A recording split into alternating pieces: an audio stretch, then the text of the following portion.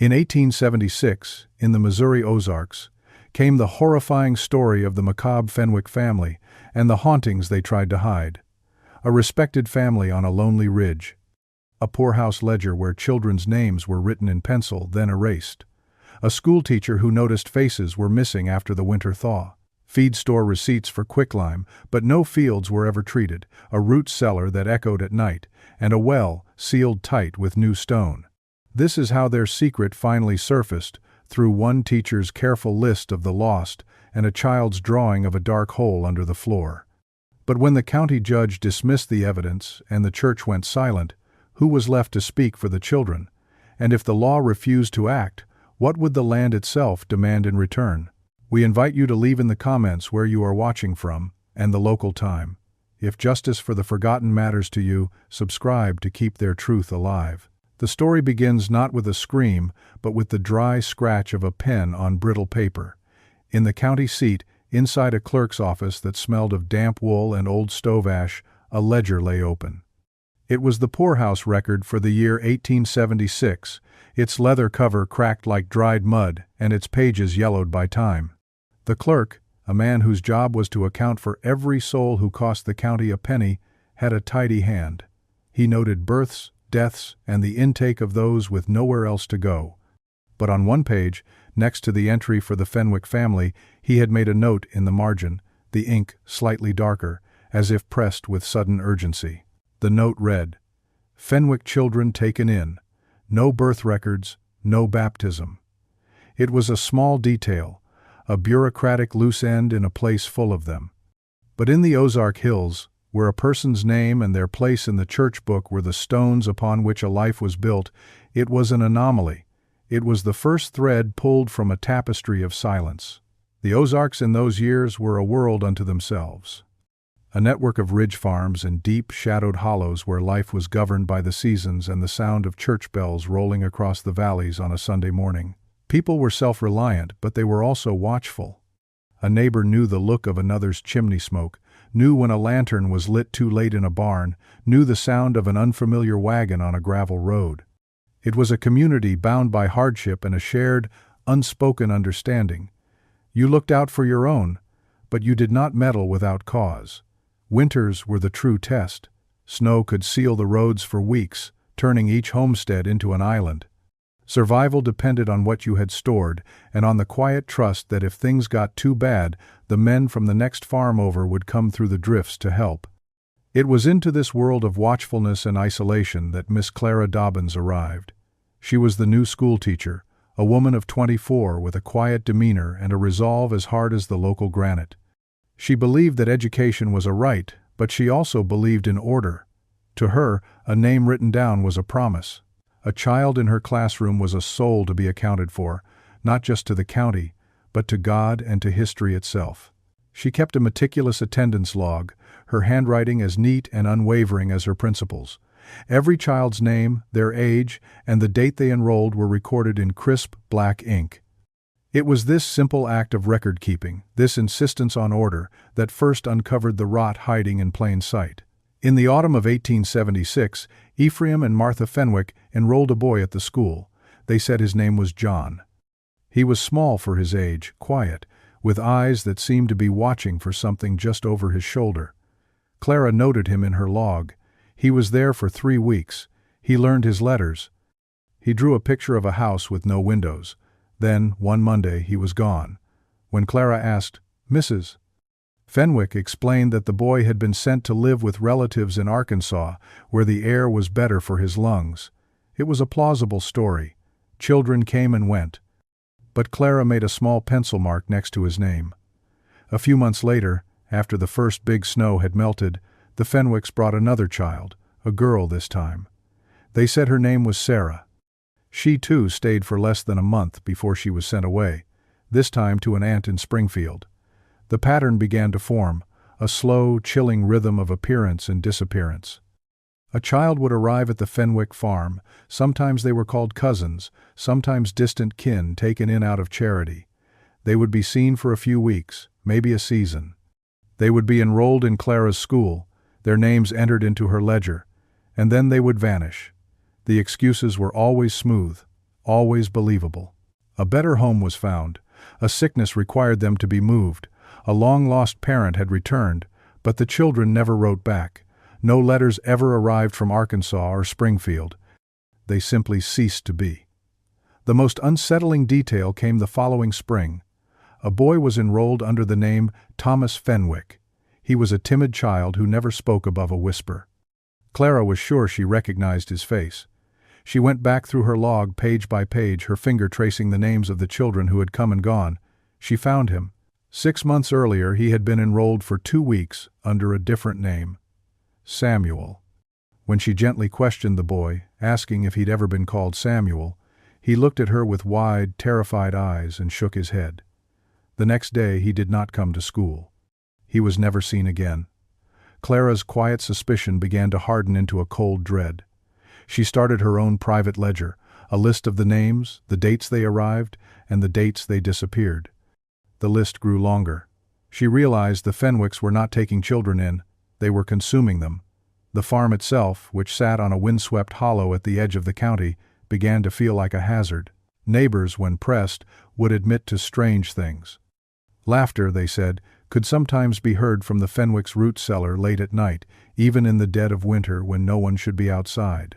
Travelers on the road reported seeing small faces in the windows, only to be told by Ephraim Fenwick the next day that there were no children on his farm. The homestead was a place of inconsistencies, of stories that didn't line up, of children who arrived but never seemed to grow old enough to leave.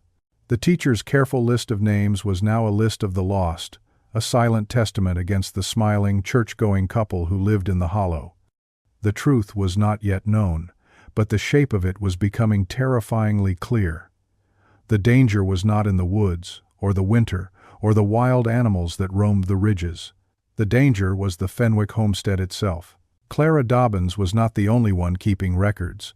In a small cabin on the other side of the valley, the town midwife, a woman named Agnes Miller, kept a diary. For 30 years, she had noted every birth, every fever, and every passing in a worn, leather-bound book. Her entries were short, factual, and written in a spidery script. Speaking of the Fenwick farm, she had made several entries over the years.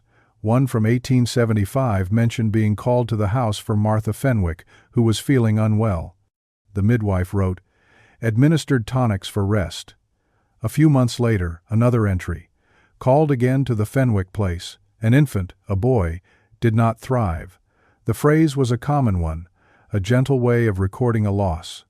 But in Agnes's diary, it appeared next to the Fenwick name 3 times in 5 years, always for infants who seemed to appear from nowhere and vanish just as quickly, with no record of their birth. The midwife also noted the weather. In the spring of 1877, she wrote of heavy rains that lasted for a week, turning the creeks into muddy torrents and flooding the wells of half the farms in the county. Yet, she noted, the Fenwick's well, which sat on low ground, remained clear. A neighbor told her it had recently been sealed with a new stone cap, tight as a drum. The midwife found it odd to seal a well just before the spring rains, when fresh water was most needed. The pattern of oddities was not confined to diaries. At the feed store in town, the owner kept ledgers of every purchase. He was a man who remembered who bought what and when. He recalled that every spring, without fail, Ephraim Fenwick would buy 2 large sacks of quicklime. It was used to treat soil, but Fenwick's fields were rocky and fallow. He never planted more than a small garden. The store owner also had receipts for timber. Over several years, Fenwick had purchased enough lumber to build a mile of fencing. Yet no new fences ever appeared on his property. The old ones just grew more rotten. The wood, like the children, simply disappeared. Whispers about Ephraim Fenwick himself began to surface, stirred from the memories of the old men who gathered at the town hall. Several were veterans who had served in the war. They remembered a younger Ephraim, a man who had gone off to fight with a grim sense of duty. But the man who came back was different. He returned, they said, with a taste for order that was cruel. He ran his farm like a military encampment, demanding absolute obedience and silence. They spoke of a coldness in his eyes, a stillness that was not peaceful but watchful, like a predator waiting for its chance. The whispers and ledgers painted a disturbing picture, but it was the land itself that held the most damning evidence.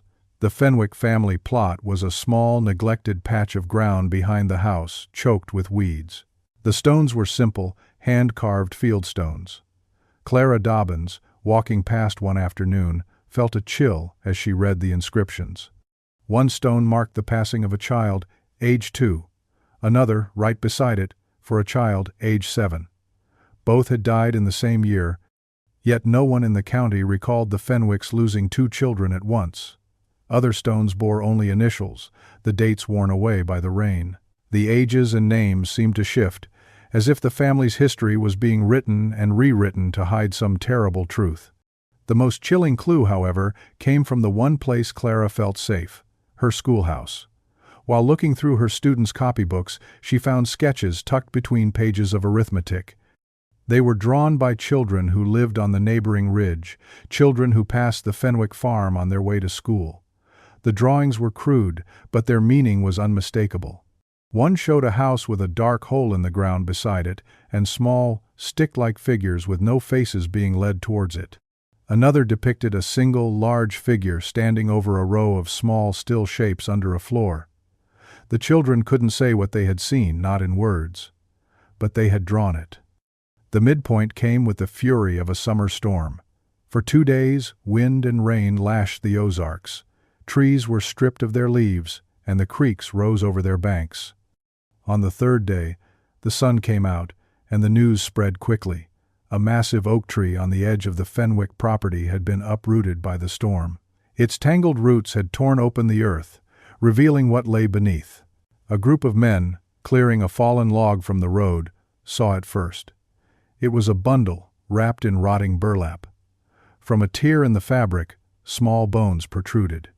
Beside it, half buried in the mud, was a single child's shoe, its leather still laced.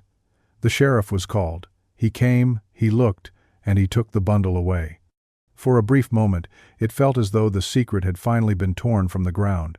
Justice seemed inevitable, but then a new and more insidious silence fell. The sheriff's official report was never filed. The records of the discovery simply went missing from his office. The county judge, a man who played cards with Ephraim Fenwick on Saturday nights, dismissed the entire affair. He declared the bones to be nothing more than unsettled remains from the war, a common enough discovery in those parts. He ordered the matter closed. The truth had been unearthed, held in the light for a single, shocking moment, and then it was deliberately buried again, this time under the weight of official denial. The whispers stopped.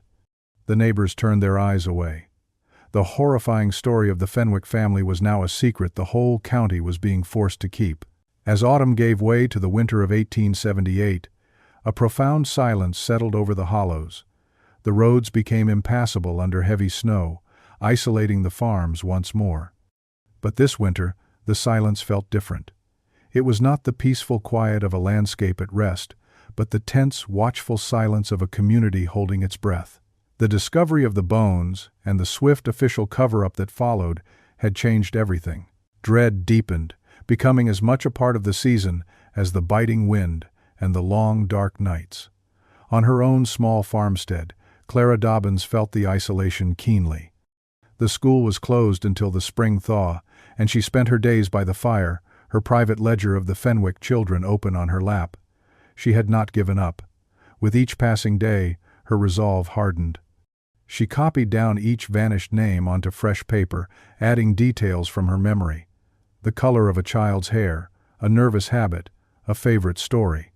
She was determined that they would not be forgotten, even if the world outside had chosen to look away.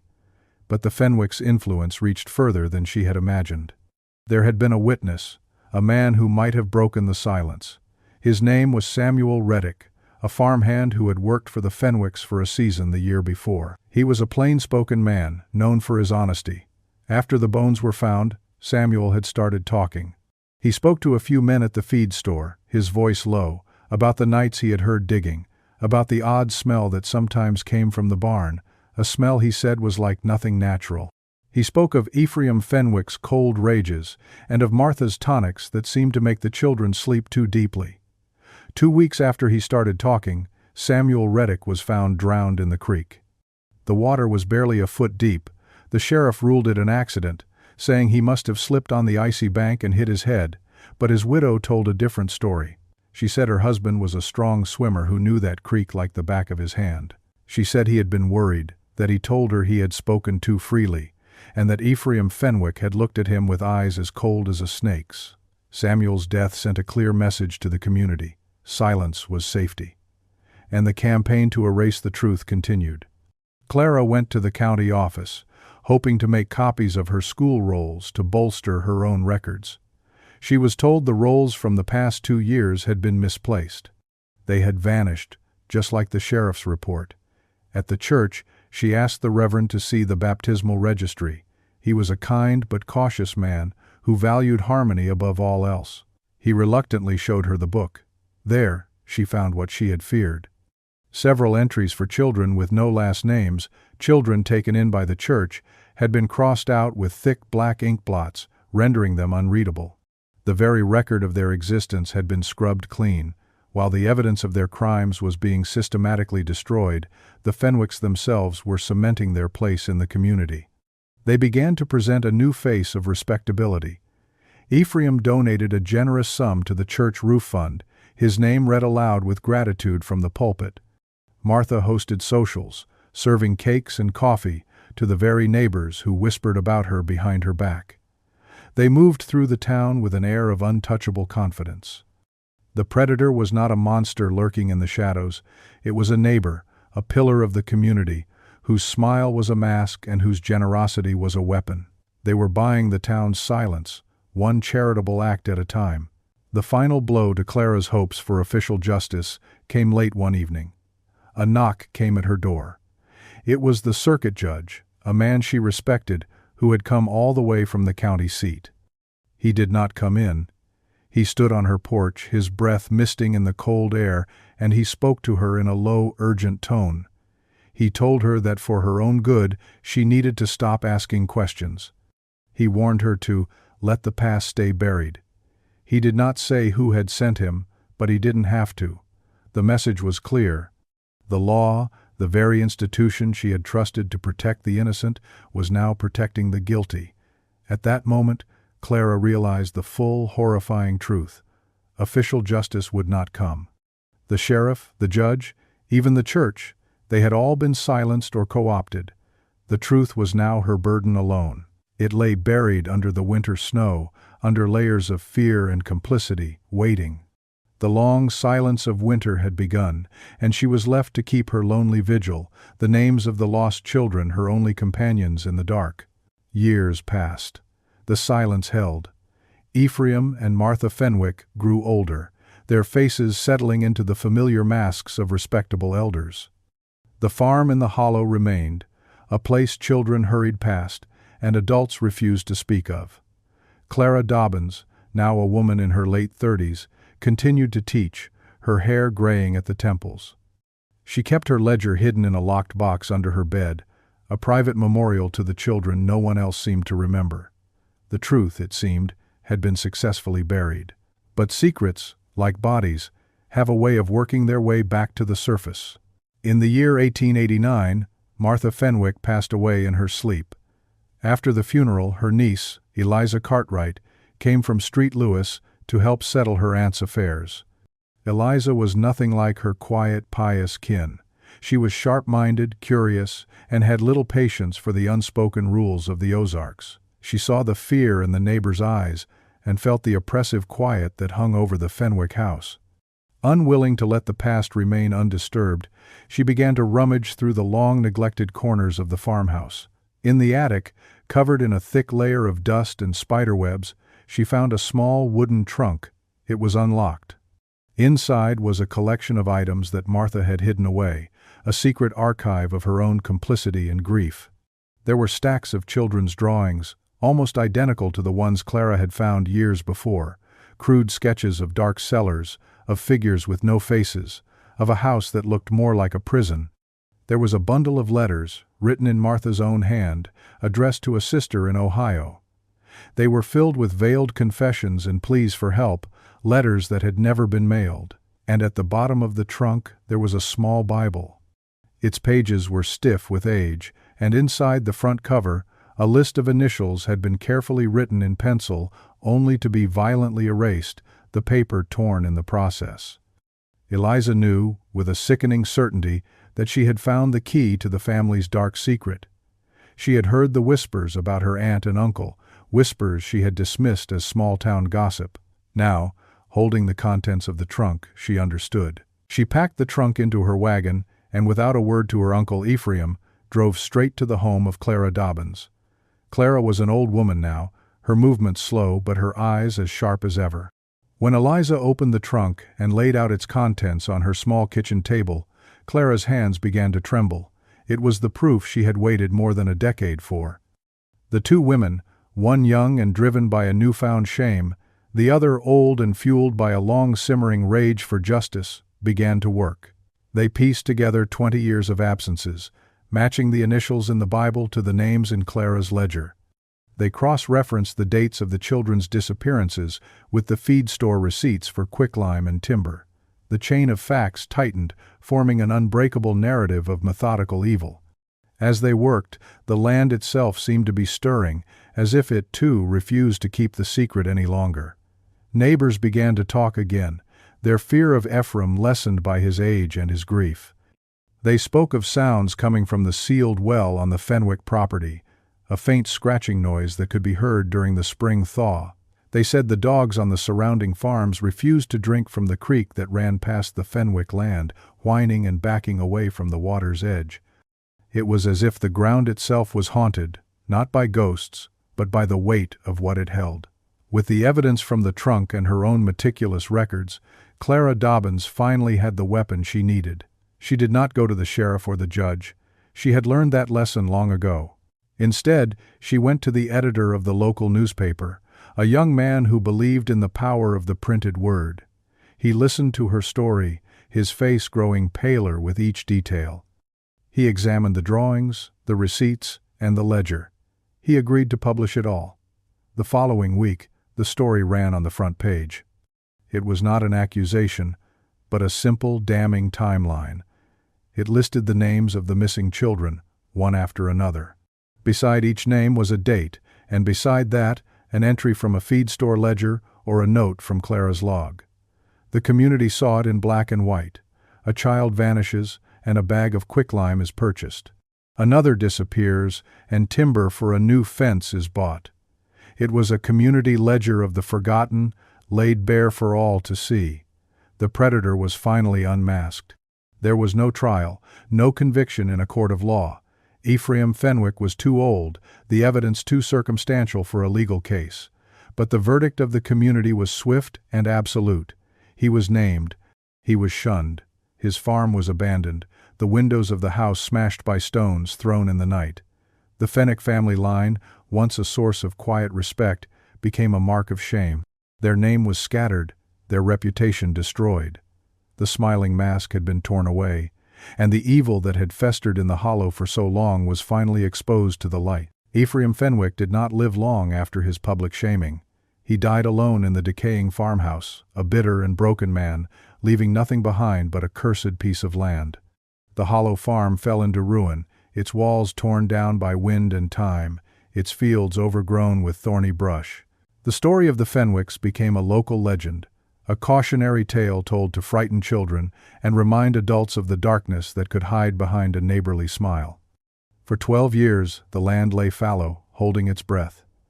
Then, in the year 1901, a final, definitive reckoning arrived, delivered not by man, but by nature itself. The last surviving member of the Fenwick family, a son who had left for Arkansas long before the secret surfaced, returned. He was a man in his 40s, with his father's cold eyes and a greedy heart. He had come not to mourn, but to claim his inheritance, intending to sell the land and erase the last trace of his family's shame. That spring the rains came with a vengeance, harder and more relentless than any in living memory. The creeks swelled into rivers, and the valleys flooded. On the old Fenwick property, the saturated earth could hold no more. With a great groaning sound, the ground around the sealed well gave way.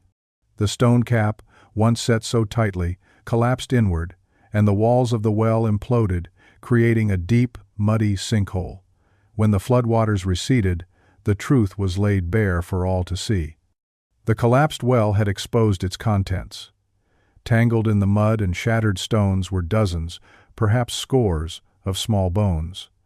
Tiny ribs, fragile skulls, the delicate bones of hands that had never grown to full size. The land itself had opened up to deliver the final, undeniable evidence. The truth, quite literally, had risen from the grave. This time, there could be no denial, no cover-up. The last Fenwick son, faced with the physical proof of his family's atrocities, fled the county overnight, never to be seen again. There would be no trial, but there was a reckoning. The community, finally free from the shadow of the Fenwicks, came together to do what the law never could. A service was held in the churchyard. The Reverend Hale, now an old man himself, stood before the congregation, his voice thick with emotion. In his hands, he held the ledger that Clara Dobbins had kept for so long. One by one, he read the names of the lost children aloud: John, Sarah, Samuel, Thomas. Each name, once a whispered secret, was now spoken with reverence, a prayer offered to the memory of a life cut short. The reading took a long time. The list was much longer than anyone had imagined. As the last name was read, a profound sense of peace settled over the crowd. The children had finally been given back their names. They had been counted. They had been remembered. A few weeks later, a group of men from the Veterans Hall went out to the hollow. They filled in the collapsed well, burying the remains with dignity. They tore down the last rotting timbers of the Fenwick house, burning what they could and burying the rest. In the center of the cleared land, they erected a simple wooden marker. There were no names on it, only a single stark inscription: "For the children lost." The community had restored its moral order.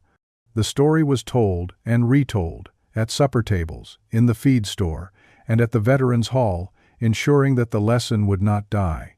The official records had been erased, the legal system had failed, but the collective memory of the people had proven to be the most powerful ledger of all. Their secret, once sealed in stone and silence, had to answer to time. The land remembered, and so did the people.